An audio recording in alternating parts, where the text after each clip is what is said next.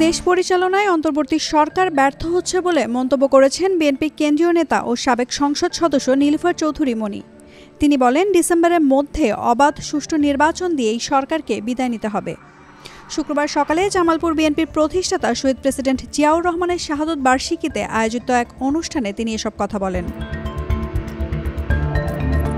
বকুলতলা এলাকায় বিএনপির প্রতিষ্ঠাতা শহীদ প্রেসিডেন্ট জিয়াউর রহমানের ৪৪তম শাহাদত বার্ষিকীতে দুস্থদের মাঝে খাবার বিতরণ ও আলোচনা সভার আয়োজন করে জামালপুর জেলা বিএনপি।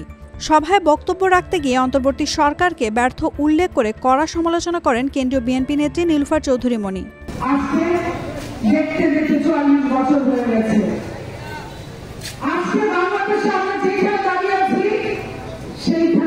গণতন্ত্রের অভাব, সেইখানে আজকে খাদ্যের অভাব। আজ থেকে 2 দিন আগে দেবপ্রিয় ভট্টাচার্য বলেছে, ওয়ার্ল্ড ব্যাংকের হিসাব মতে বাংলাদেশের নূতন অভাবী লোকের জন্ম হয়েছে, অতিথুর জন্ম হয়েছে 57 লাখ মানুষের, তার মধ্যে 18 লাখই নারী। আমি একটা কথা বলি, যে দেশে পুরুষরা দরিদ্র থাকে সে দেশে নারীরা খাওয়াতে পারে কোনো মতে, কারণ একজন নারী প্রথমে আগে তার স্বামীকে খাবার দেয়, তারপরে সন্তানকে দেয়। কিন্তু যে দেশের নারীরা খেয়ে থাকে, গরিব থাকে, সে দেশে কিন্তু আর কোনো উপায় থাকে না। আজকে আমরা এমন জায়গায় এসে উপনীত হয়েছি, আমাদের গণতন্ত্রের অভাবের পাশাপাশি সমস্ত কিছুর অভাব।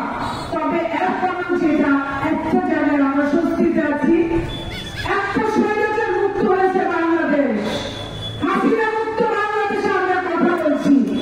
এই জন্য আমরা আজকে যারা আছে এখনো তাদেরকে আমরা খামোশ করি না।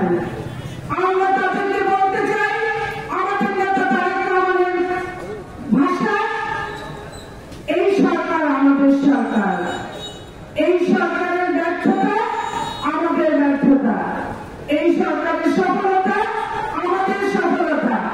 আমরা চাই এই সরকার সফল হোক, তারপরেও যদি এই সরকার সফল না হয় সেটার দায় আমাদের না।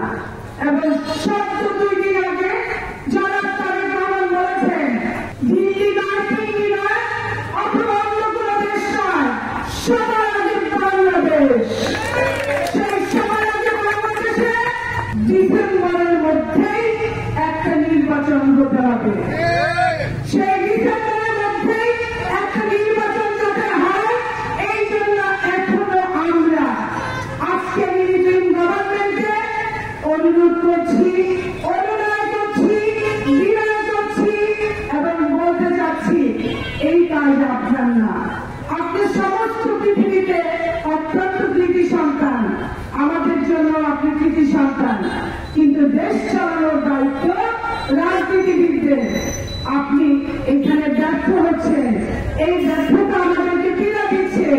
আমরা চাই আপনি আপনার সফলতা নিয়ে আপনি একটা সুন্দর নির্বাচন দিয়ে, ডিসেম্বরের মধ্যে নির্বাচন দিয়ে আপনি চলে যান। আমরা আপনাকে বলে রাখবো, আপনাকে আমরা পাশে নিয়ে কাজ করব।